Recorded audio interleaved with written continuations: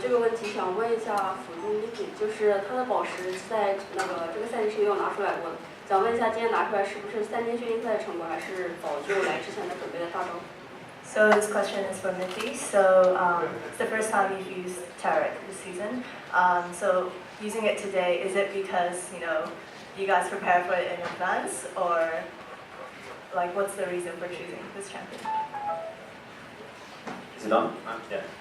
It was also the first time that I actually played it with my team. I didn't practice it before, but yesterday I think we were doing draft after all our scrims were over and we didn't really have more practice time, and I asked our sub, Upset and Trick, to play support and play Malzahar against Tarek, just because maybe I would play today, and yeah, I just first timed it, and at first it was a bit tough with the E flashes because my sound was off, so I didn't really know the exact timing when the E pops, but yeah, after it went fine.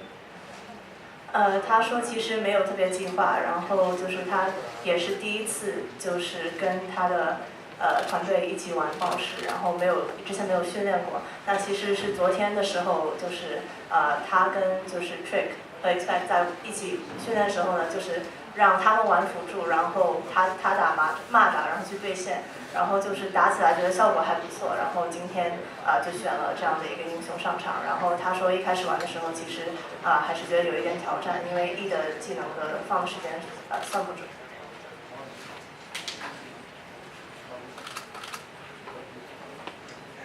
想问一下威尔登教练，就是你之前说你要在2年之内赢下世界冠军，然后这是今年的夏季赛就是最后一个赛季了，你对于之前的这个看法有什么看？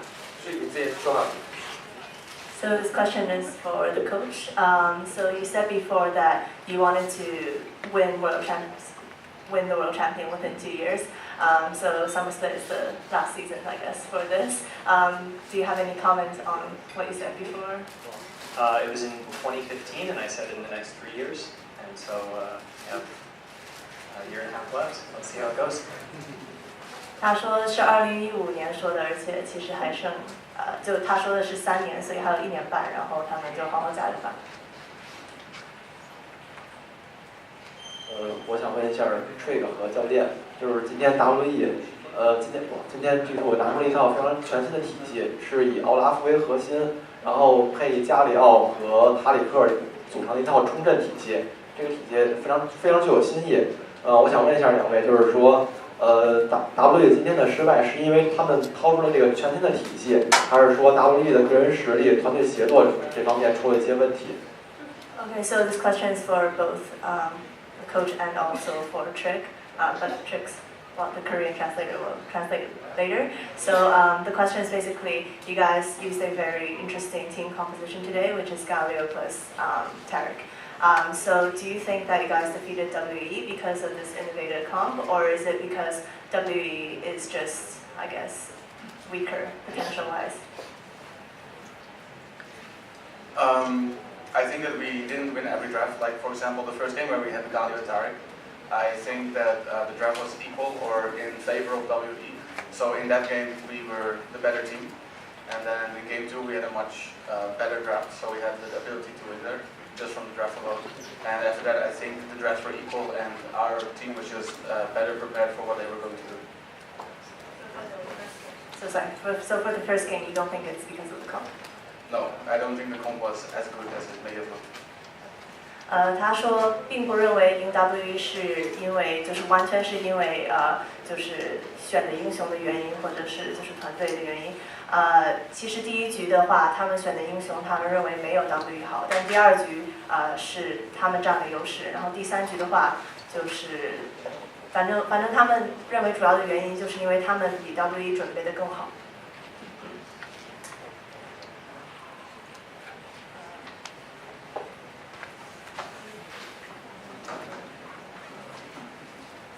想请问一下，就是说，在今天的比赛中，我发现G2就是说对 WE 的辅助这个点位搬掉了非常多的英雄。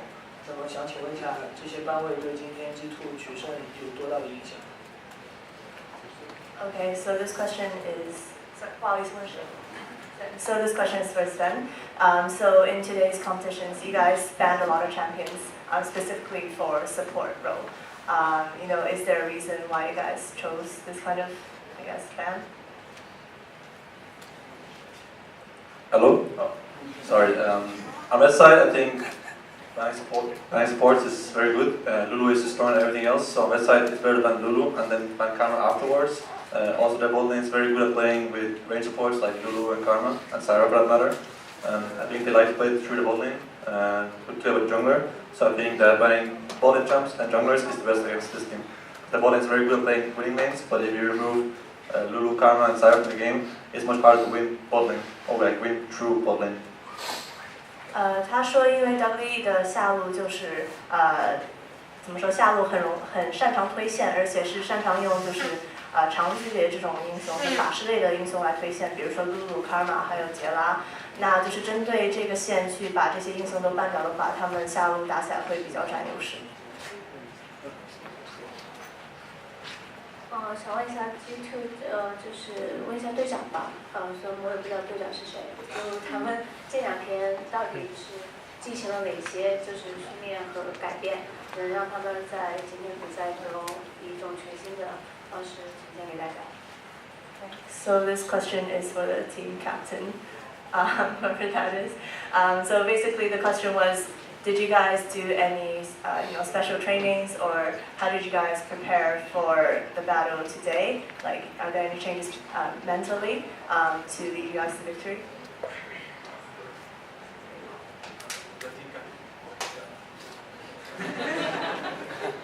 Well, I'm not a team captain, but I think we're just really good at playing best of 5s and preparing several drafts and strategies for our opponents.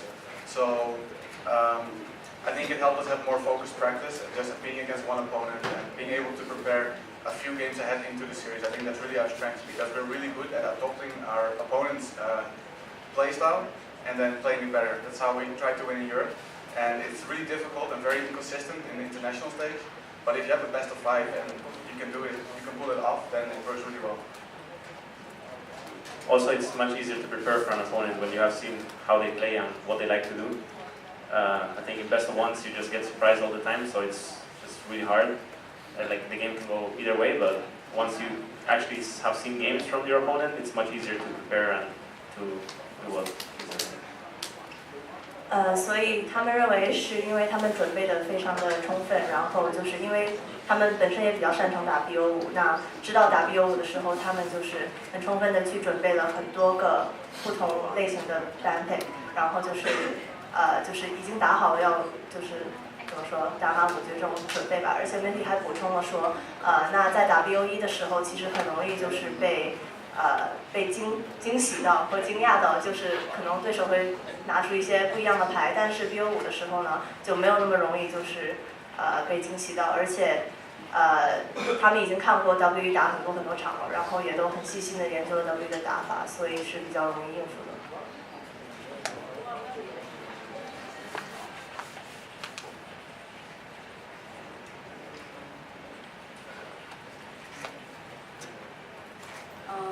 我想问一下那个 G2 的 owner 瓦瑟，在他建立这个队伍的时候，其实当时并没有特别多的退役选手组建战队。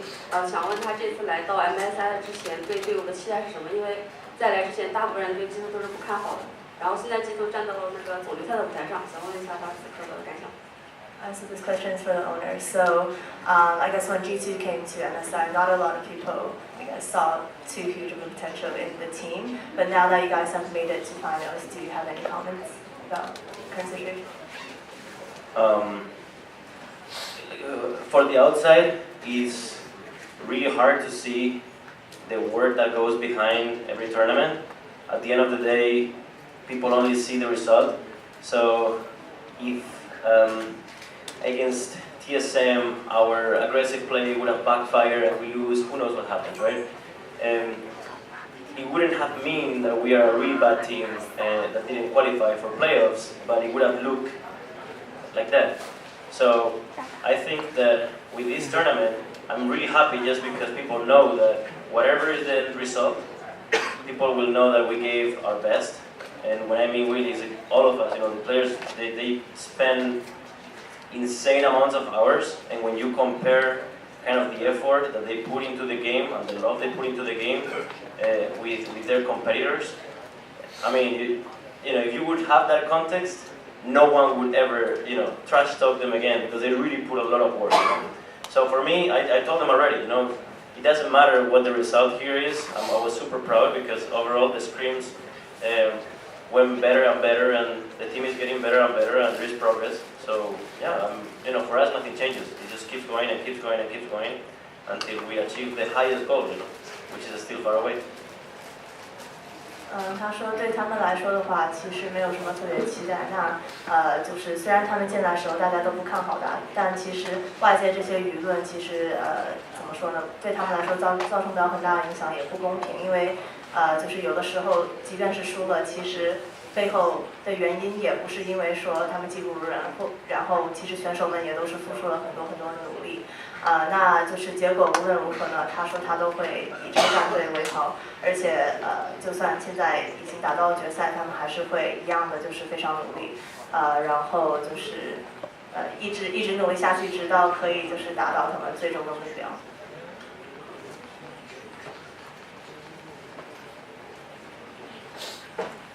All right, we're switching over to English questions now. It's a question for Perks. Are you ready to face Faker tomorrow?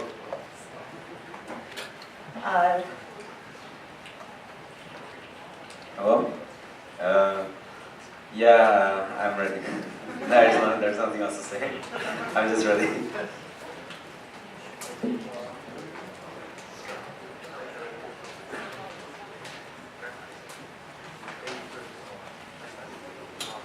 First of all, congratulations.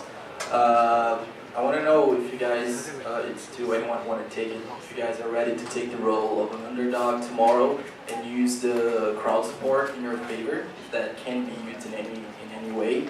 And also to Sven, if you wanted to meet you on the group stage this year, or if you're a little disappointed that Red Canids from Brazil couldn't make it.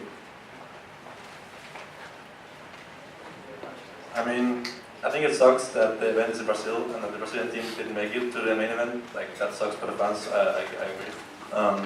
I actually thought a lot to BRCT. He's a good friend of mine, so I would love to face him more than Dude. Sorry, Dude. Sorry, but yeah, I hope to see the Red Candidates in the tournament.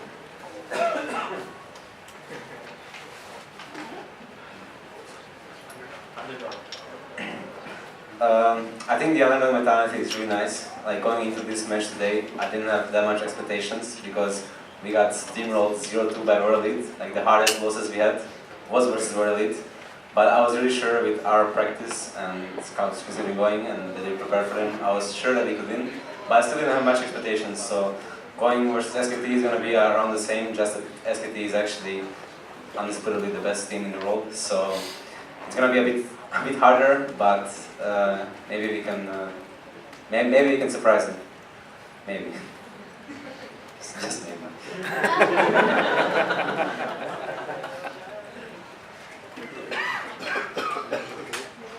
I'd like to know from Trick, what did you discuss with the team to neutralize Lee Sin and then control the map and be free to move without getting a pick-off? 경기를 하는 도중에 이제 팀원들과 어떻게 이제 커뮤니케이션을 통해서 리신을 무력화해서 이제 그 정글 지역을 장악했는지 말씀해 주세요. 저 처음에는 리신 오는지도 몰랐었는데 그 미드가 콜 해줘가지고 제가 좀 대기 타서 보일 줄 알고 거기에서 대기 타서 리신 다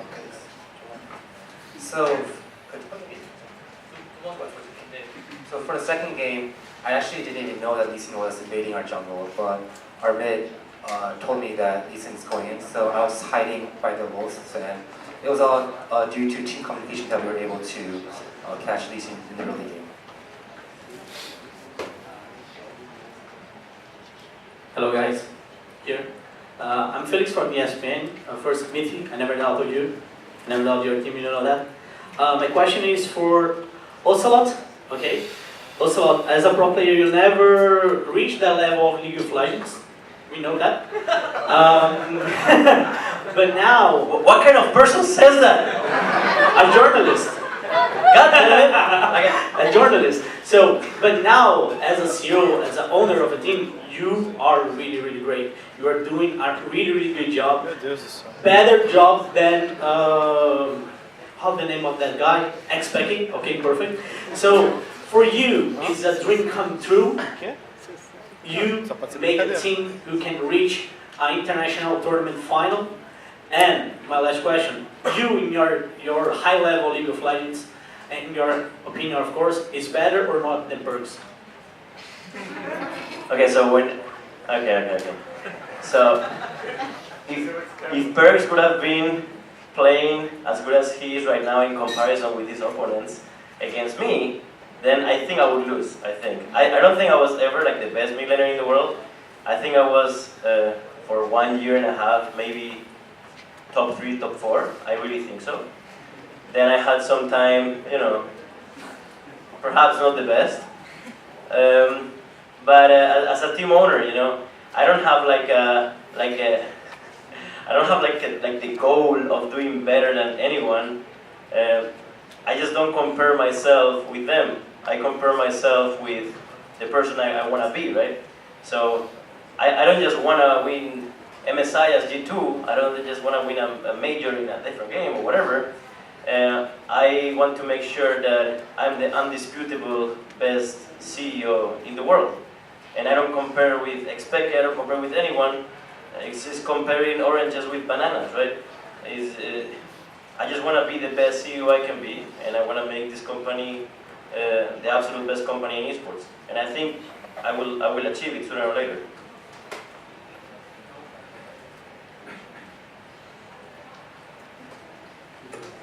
Hi. After your shaky, it's for Michi. After your shaky group stage, what was your mindset for this best of 5 against WWE?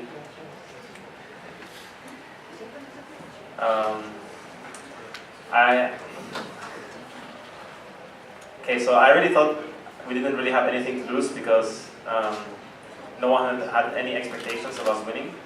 So I just pretty much went in and just told myself, okay, I mean, just put up a good fight, you know, make them struggle, don't give them some free wins, and actually make them sweat for their games, and then we're good to go. We can go home and we can be happy with how we have done, you know. But I guess they struggled too much, and we won. Hi. You said you didn't have much expectation, but I don't know if you could hear, but the whole crowd shouted G2 from the beginning. How it was like for you to hearing the whole crowd screaming G2 the whole game? How it felt like? Honestly, it's freaking amazing. It's not just that, it's really the fact that we don't really have that anywhere else than we have in Brazil, you know, like back at home, no one really cheers for us. We get like half boos, half cheers, so this is just a really new experience, and I'm sure everyone in my team appreciates it just as much as I do. I don't know, it's like, I really feel at home. It's awesome.